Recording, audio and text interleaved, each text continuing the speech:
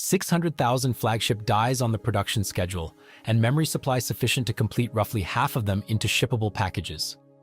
Huawei's 2026 output target for the Ascend 910C sits at approximately 600,000 units. The projected high-bandwidth memory supply from China's memory technology, the domestic producer now tasked with filling the gap left by export controls, translates, once you apply the stack per package conversion and account for bonding yield loss, to stacking capacity for around 300,000 of those same packages. Two readings on the same chip, one gap between them.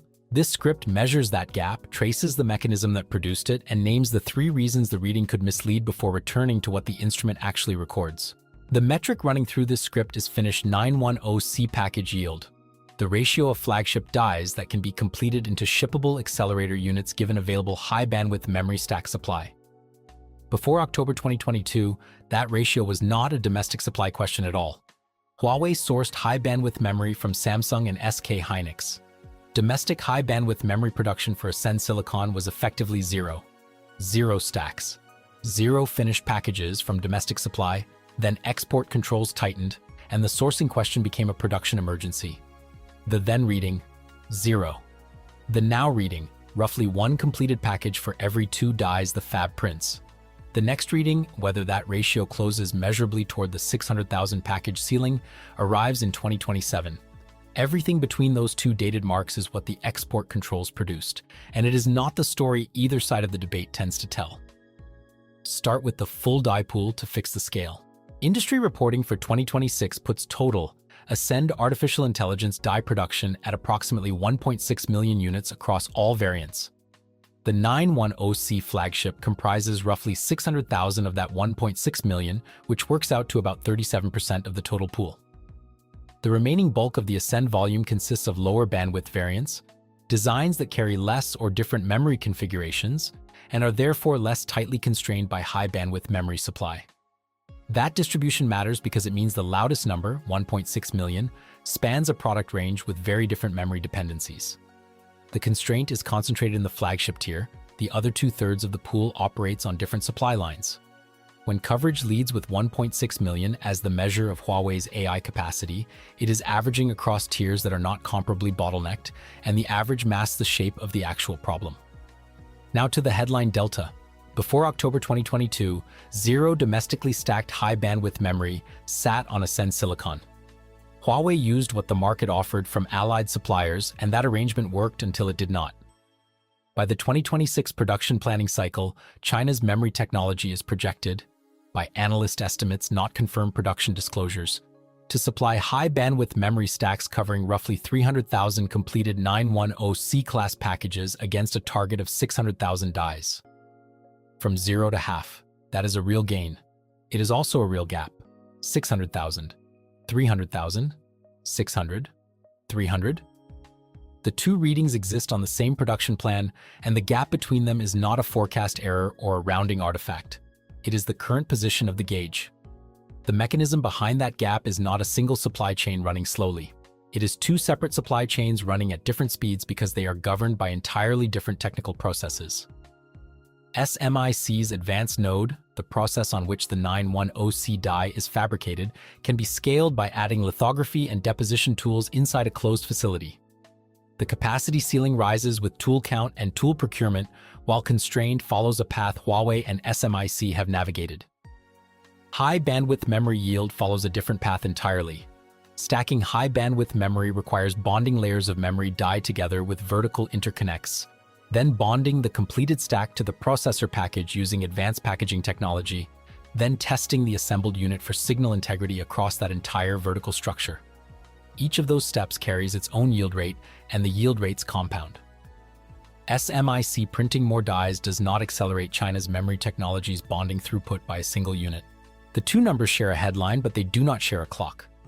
The unit conversion sitting inside the headline is where the raw stack count does the most flattering work. 2 million high-bandwidth memory stacks sounds larger than 600,000 dies until you ask how many stacks bond to each 910C package and what fraction of those bonds complete successfully. A flagship artificial intelligence accelerator at the 910C's performance tier requires multiple high-bandwidth memory stacks bonded per package. Apply that multiplier to China's memory technology's projected 2 million stacks and the number compresses. Then apply the bonding yield, the fraction of bonding attempts that produce a functioning interconnect rather than a failed package, and the number compresses again. 2 million stacks becomes roughly 300,000 finished packages. Counting high-bandwidth memory stacks to estimate finished artificial intelligence packages is like counting flour bags to estimate baked loaves without accounting for the oven's failure rate. The conversion factor and the process loss sit between the input count and the output count, and neither appears in the headline number. 300,000 unfinished flagship dies, a volume large enough to fill every rack in a hyperscale data center campus, sitting on the production schedule with no memory to complete them. That is not a rounding error in the plan, that is the plan's other half. Now consider what that conversion reveals about the two supply chains as a system. They are not running in parallel toward the same finish line. They are sequential gates, and the second gate is narrower than the first. A die that exits SMIC's fab without a high-bandwidth memory stack cannot ship as a 910C package. It is not a partially finished product that carries partial value in the accelerator market, it is an unfinished unit. The die count measures how many units have cleared the first gate. The package completion ratio measures how many have cleared both. Reporting the first gate as the output figure overstates the deliverable. The deliverable is the unit that has cleared both gates, and right now the second gate passes roughly 1 for every 2 that clear the first.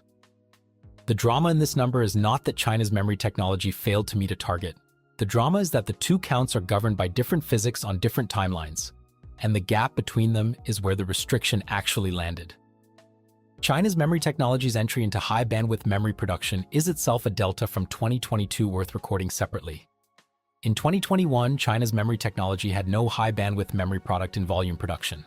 By 2025 and into 2026, the company is sampling high-bandwidth memory and ramping volume production, with yield and per-stack bandwidth trailing SK Hynix and Micron's current generation products qualitatively.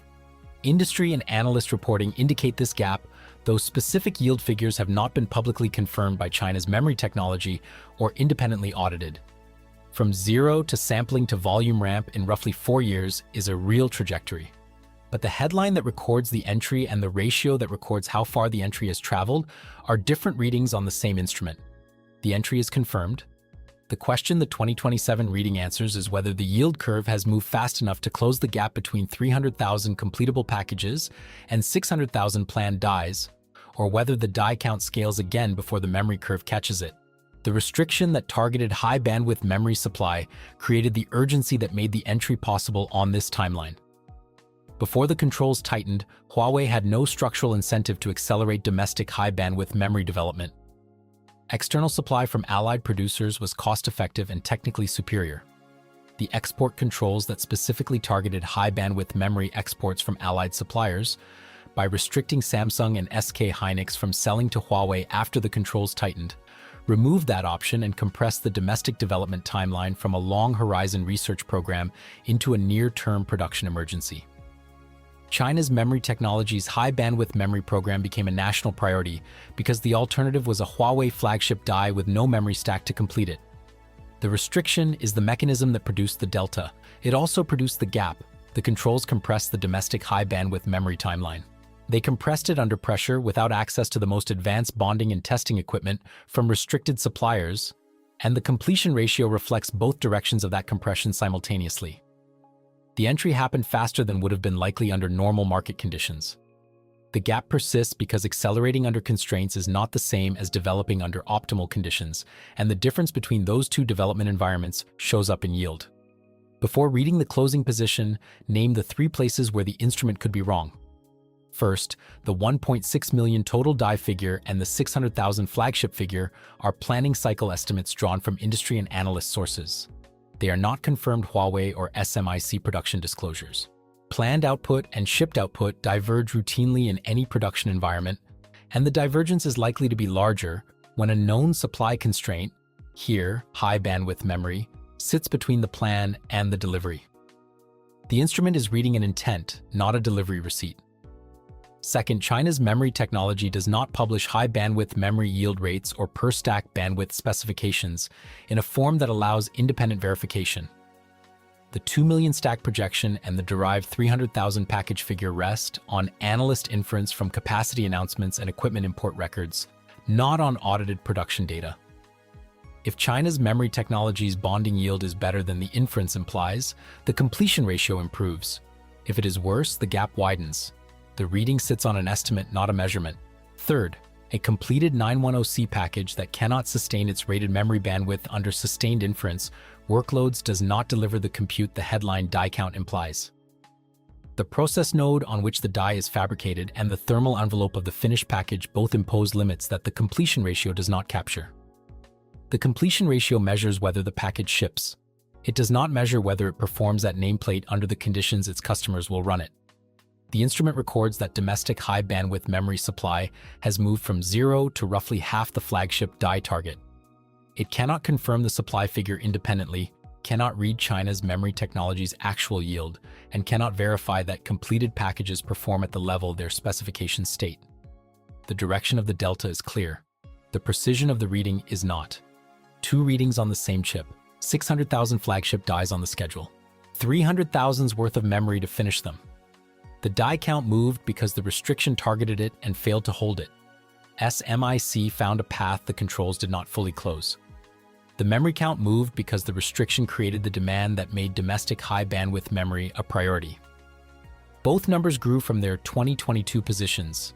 They grew at different speeds on different curves, and the gap between them is the current position of the gauge. Not a failure of ambition on the domestic side, not a success of containment on the restriction side. A ratio, 1:2. The needle everyone watches is the die count.